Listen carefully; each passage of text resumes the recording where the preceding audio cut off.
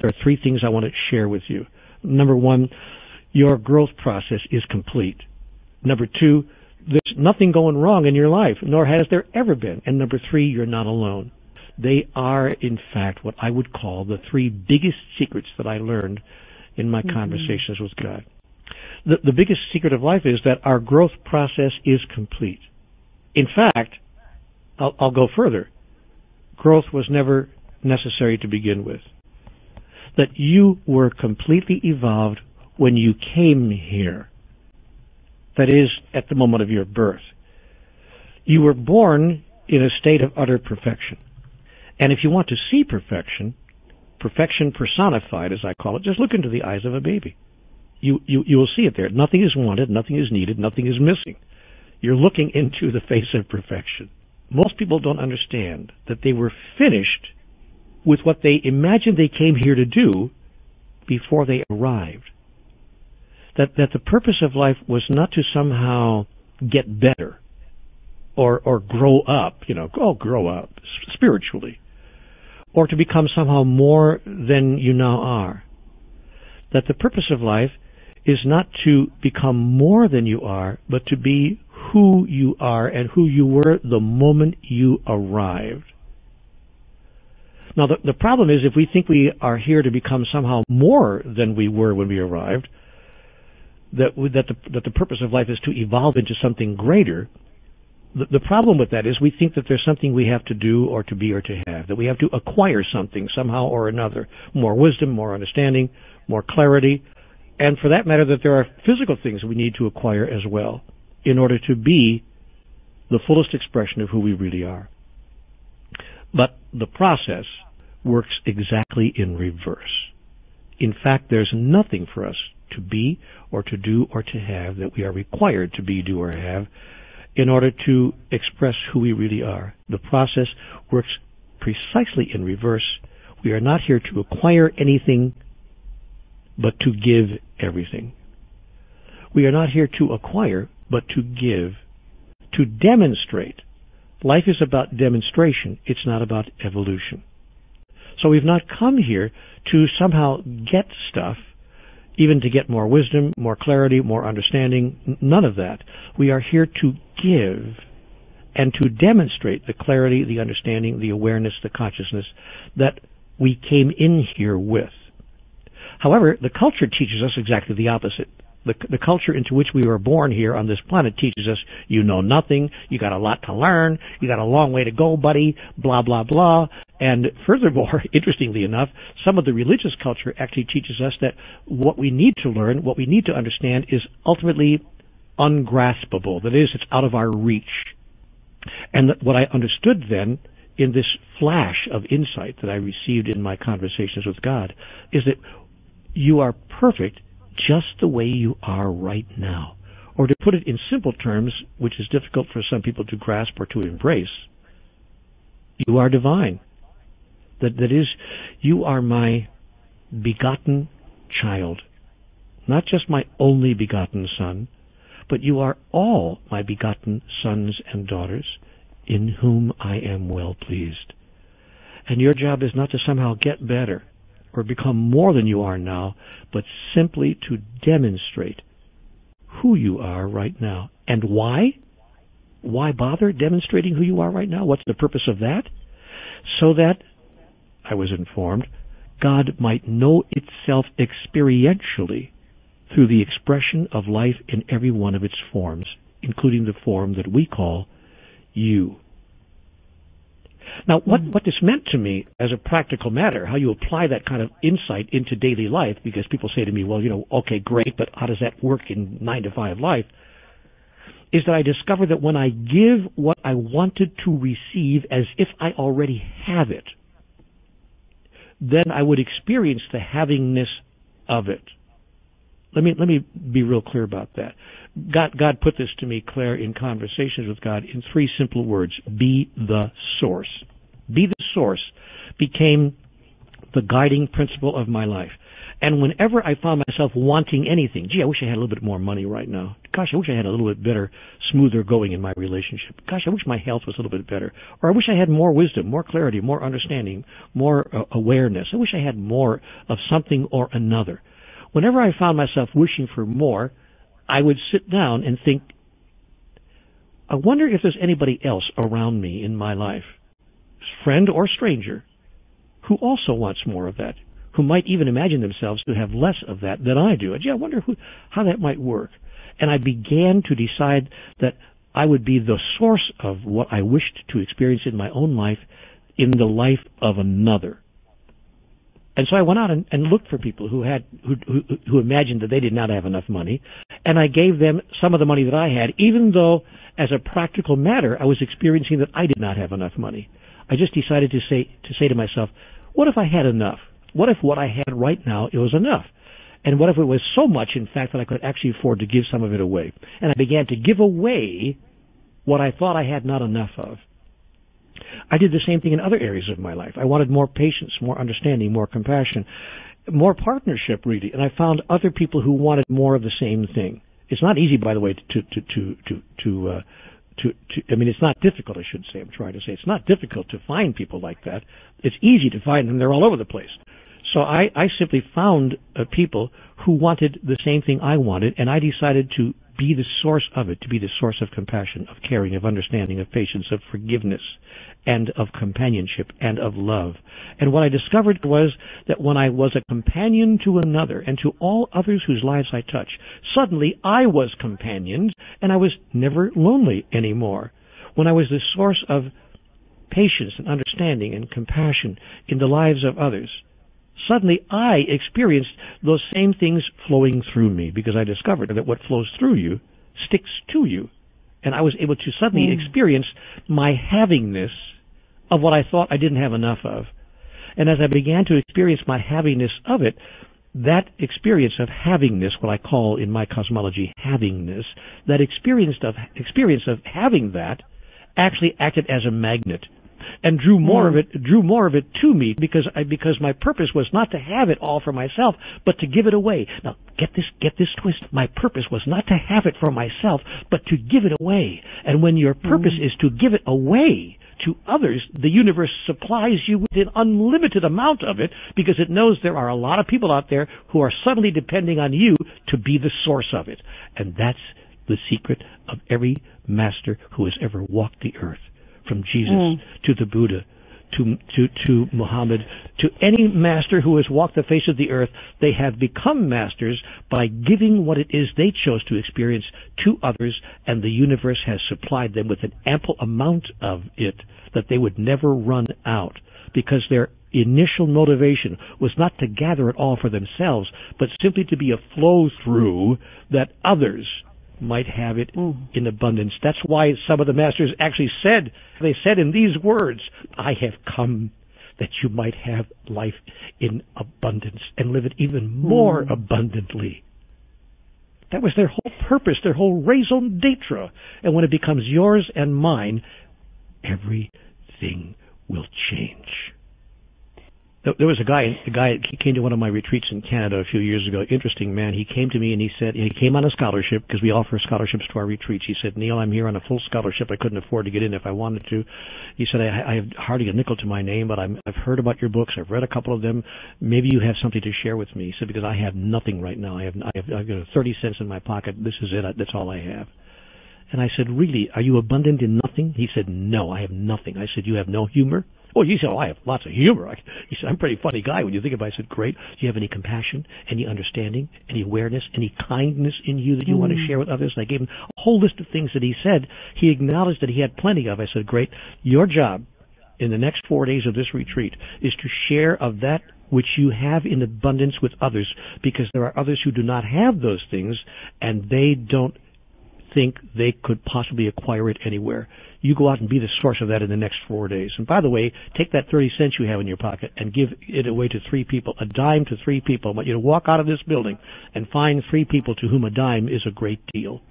And don't think, by the way, they don't exist, because I was out on the street, and what I got was, if I got a dime from 10 people, I had $1, and I could get something to eat.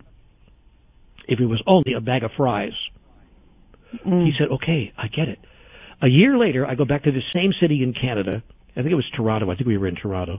And we do a retreat, and this guy shows up. I didn't even recognize him. I swear I didn't know who he was.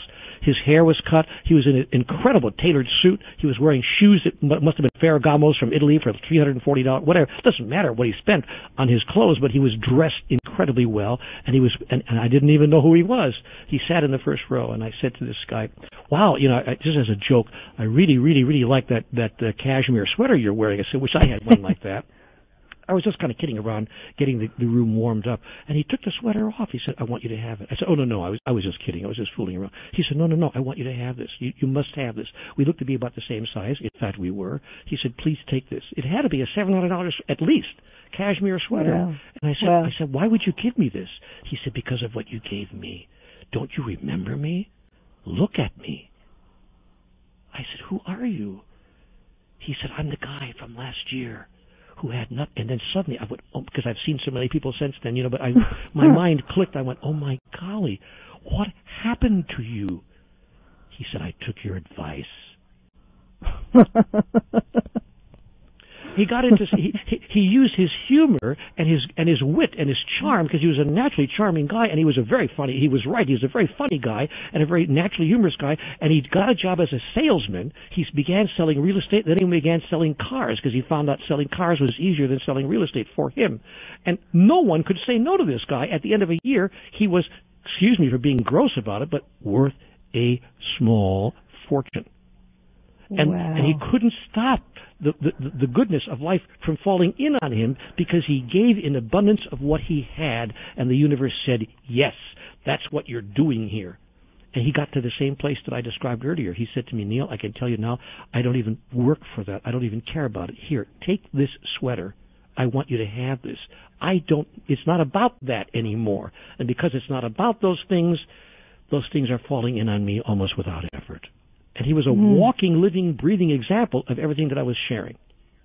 Take a look at ways in which you have already experienced the completion of your evolutionary process. People kind of like, what? I'm not sure what you mean. I say, no, really. I want you to count the ways. Remember the times in your life when you actually expressed yourself at the level of mastery. Has there ever been a time?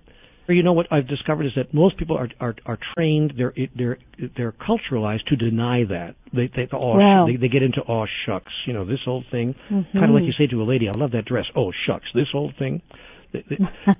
So we're culturalized to deny it. But when I want to say gently required them. No. I know there was a moment in your life when you said or did something that only a master would say or do. What was it? They could almost all come up with one or two of those things. I say, aha.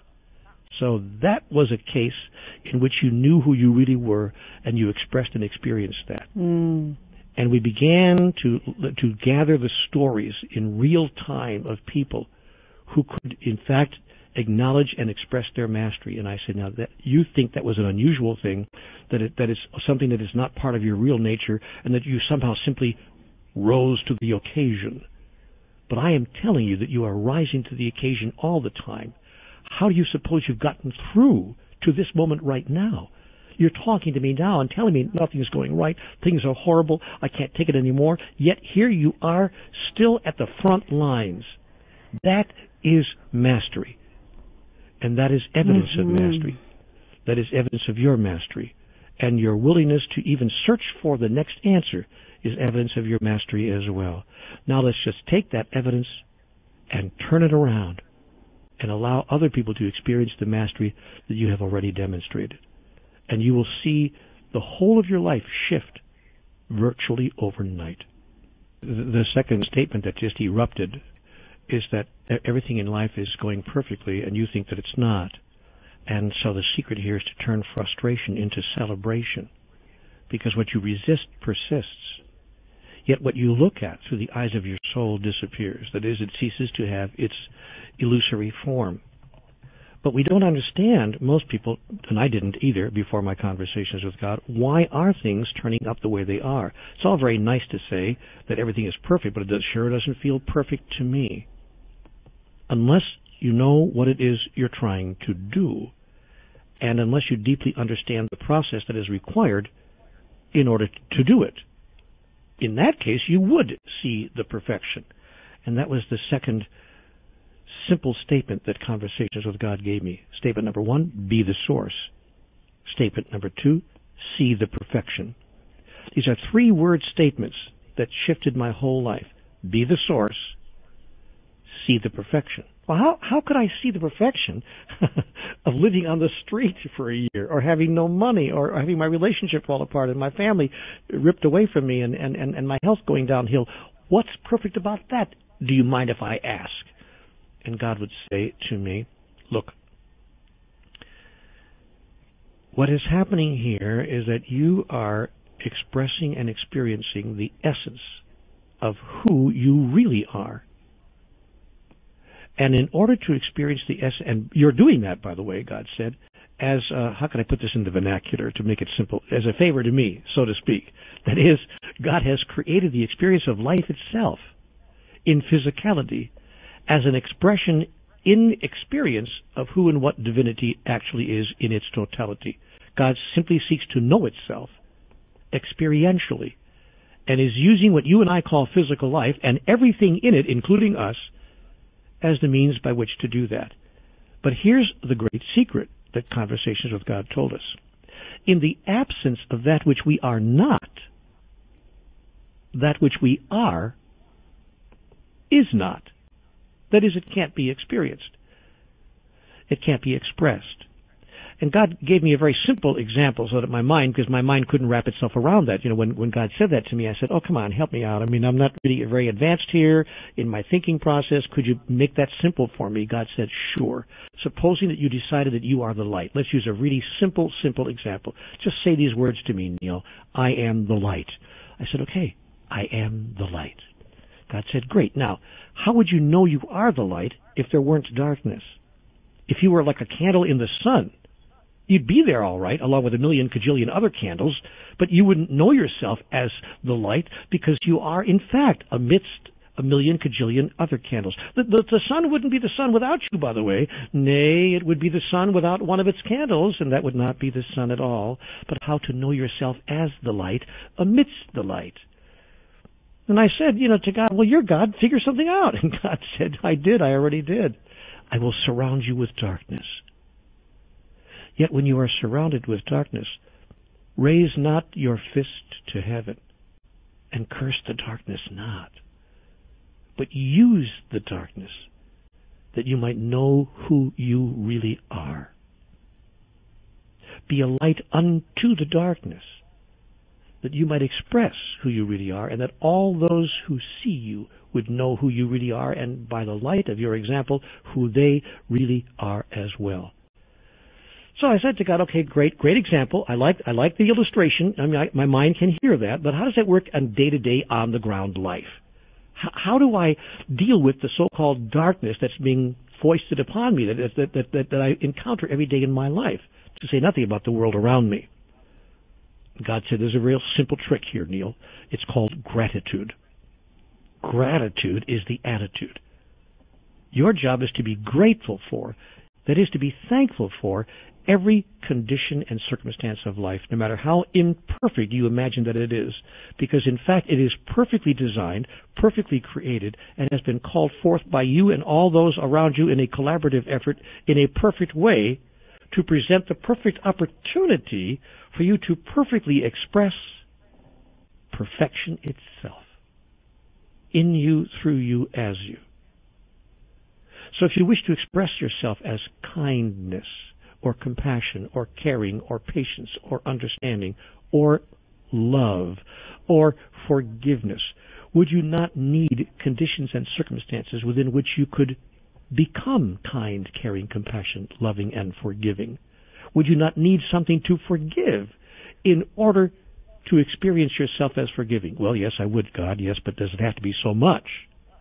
God said, depends on how much of a master you want to be.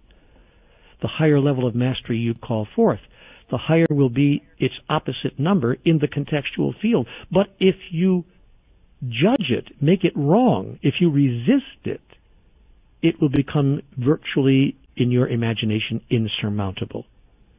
Only by embracing and accepting it by actually blessing it, by actually, if you can imagine, being grateful for it, by saying, thank you, God, for this one more chance to announce and declare, to express and to fulfill, to become and to demonstrate who I really am.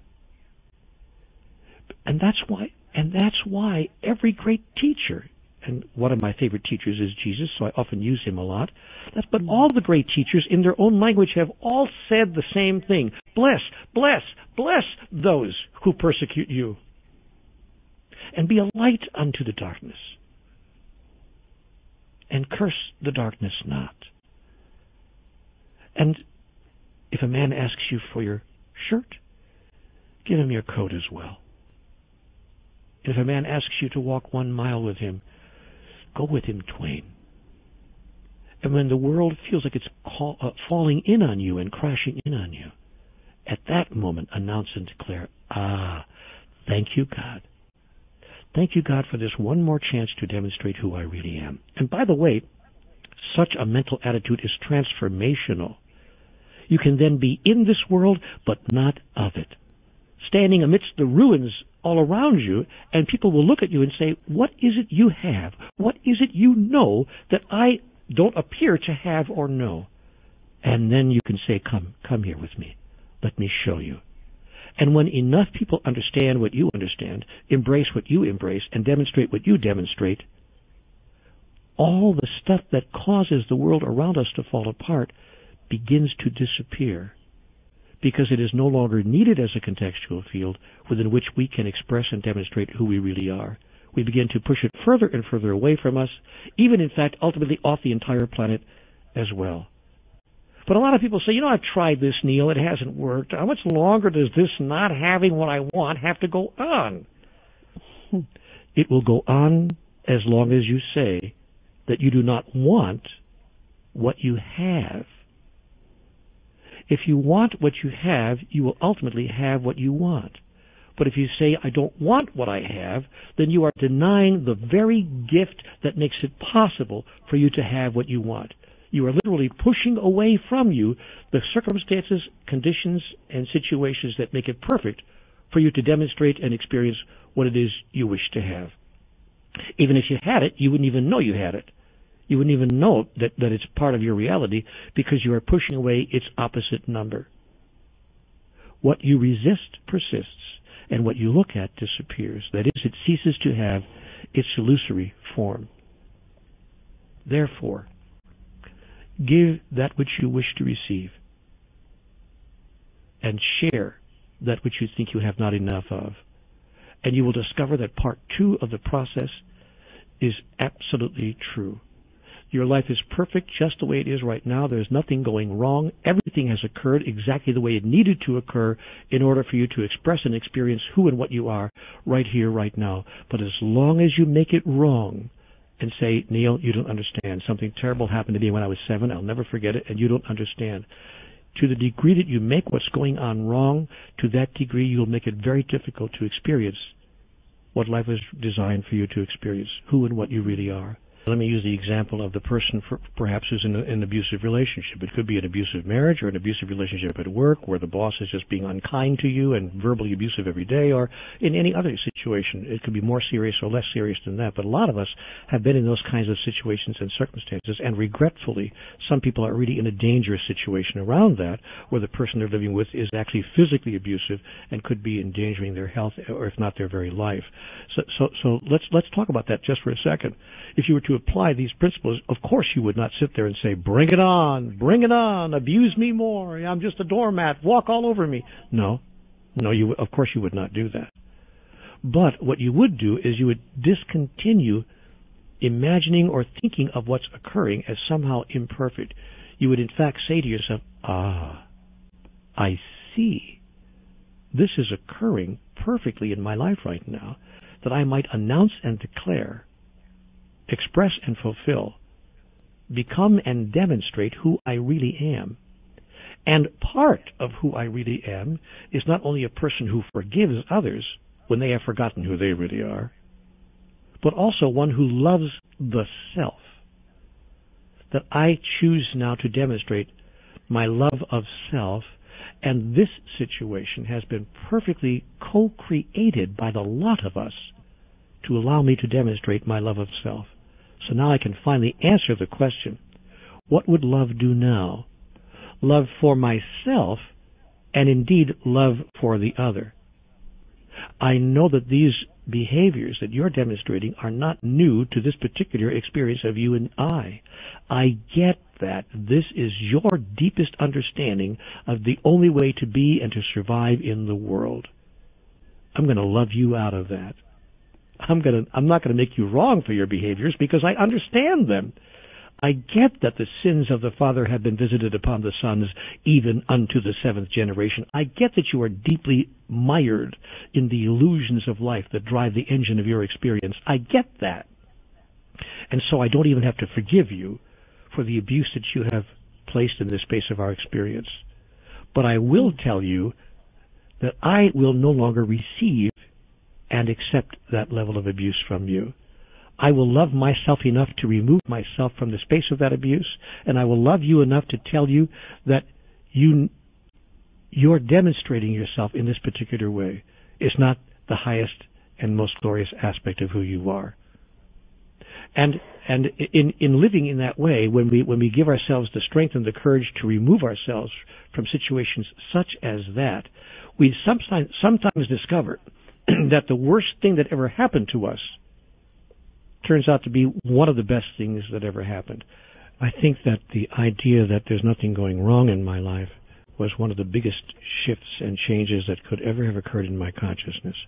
I began to stop condemning the many things that looked like were going wrong in my life and to use them as tools in the creation and the recreation of who I really am.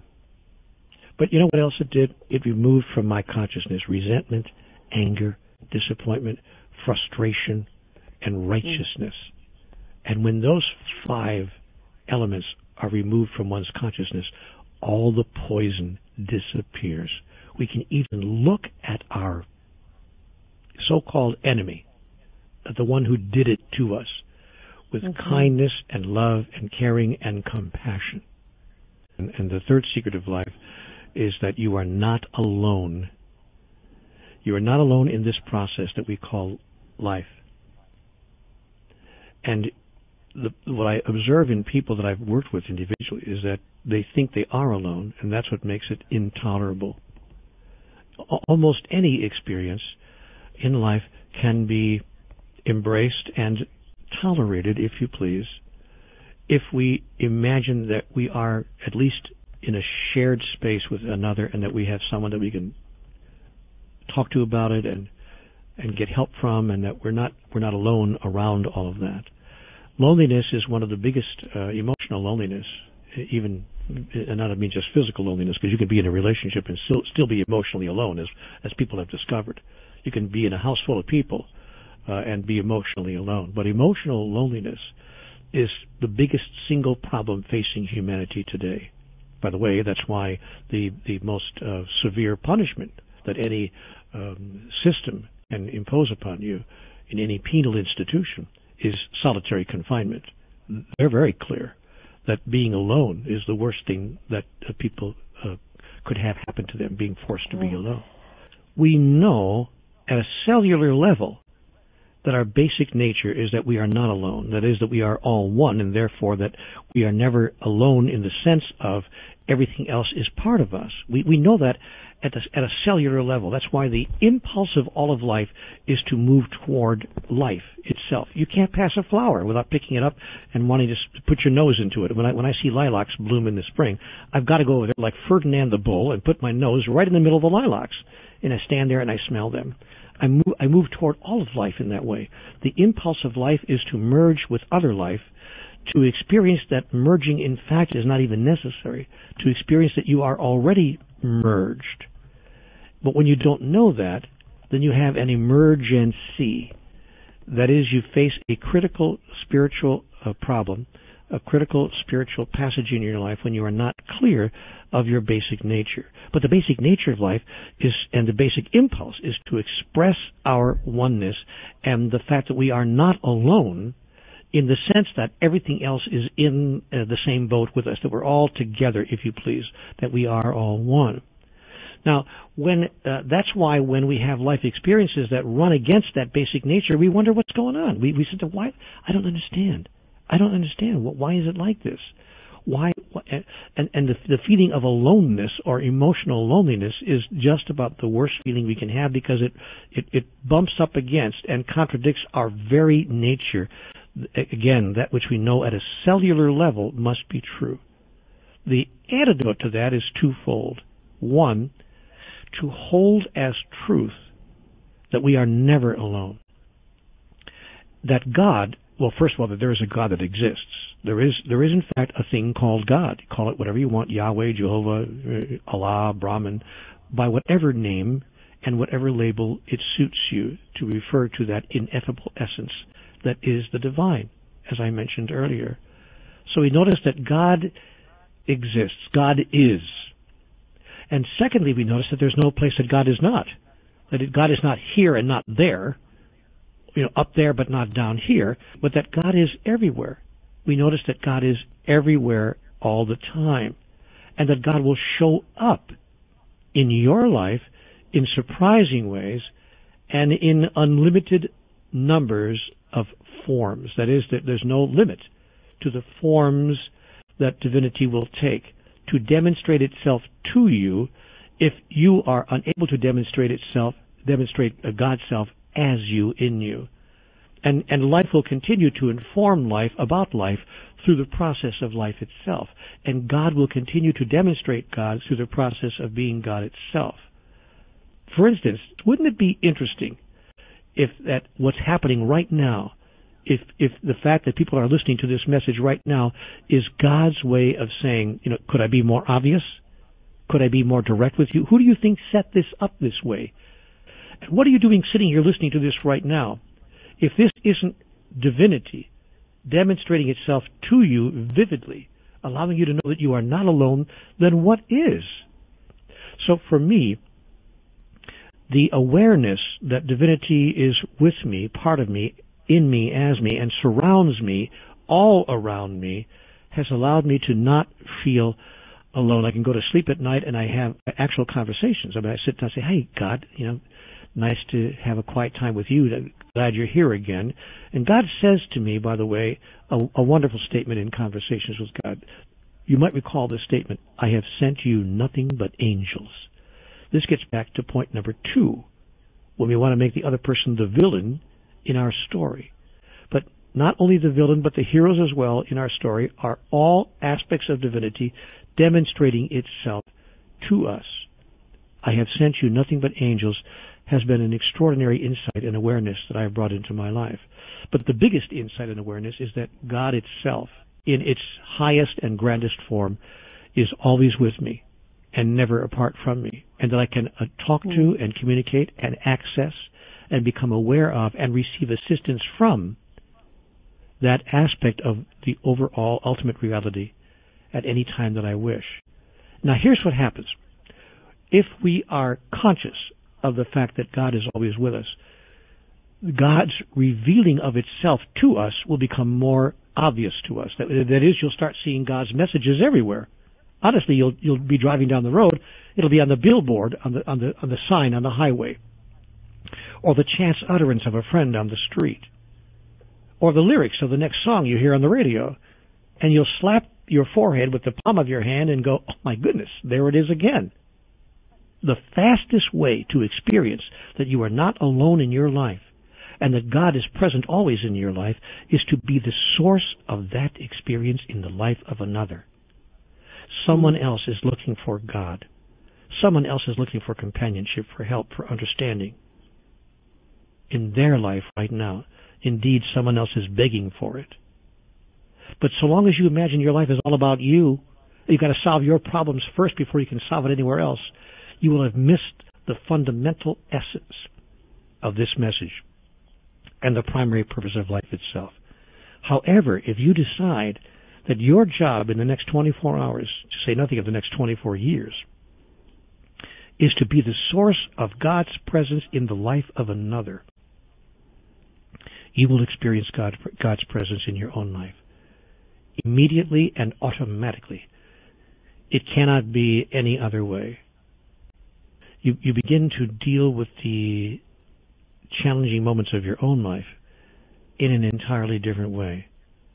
And you begin to find an inner serenity that you really did not know was possible.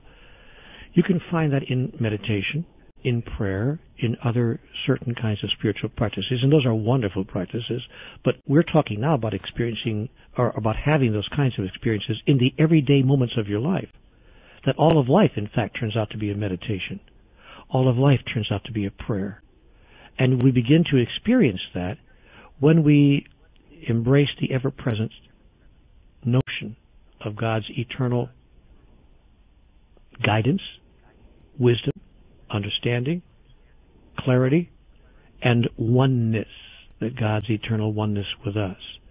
But the true reward comes in flipping the axis of our life. If God said something of prime importance to me in conversations with God, and she did, it was this.